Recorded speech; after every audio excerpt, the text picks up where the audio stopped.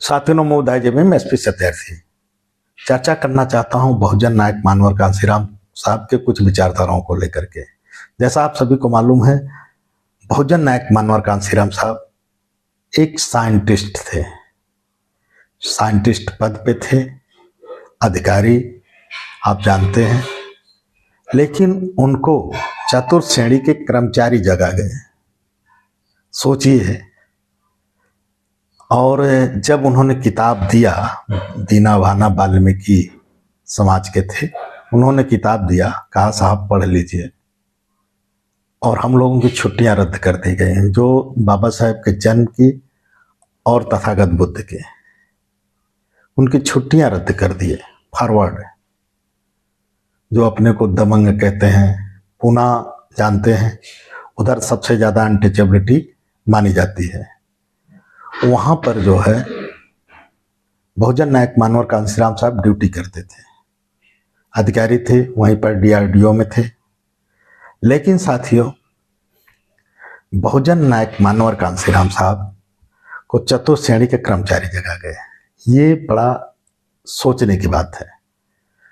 और बहुजन नायक मानवर कांशीराम साहब ने कहा कि अब तक यह पुस्तक में से कितना आखिर इतना दूर क्यों रही।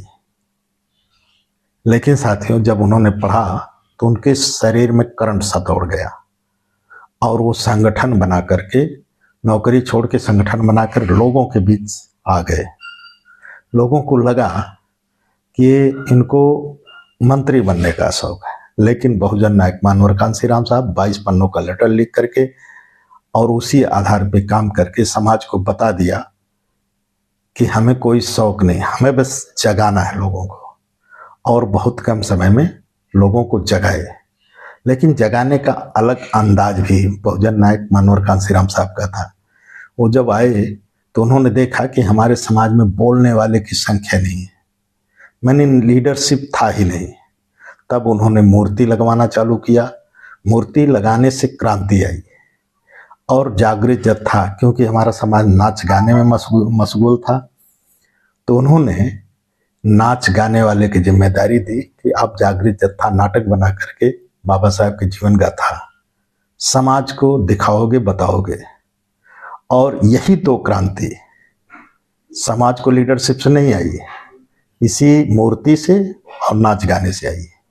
तो साथियों, मैं सैल्यूट करना चाहता हूँ जो लोग भी मूर्ति लगाने के लिए क्रांति करते हैं और नाटक और गीत गाने के माध्यम से जगाते हैं। ऐसे लोगों को सैल्यूट। नमो बुद्धाय, जय भीम, संविधान जिंदाबाद।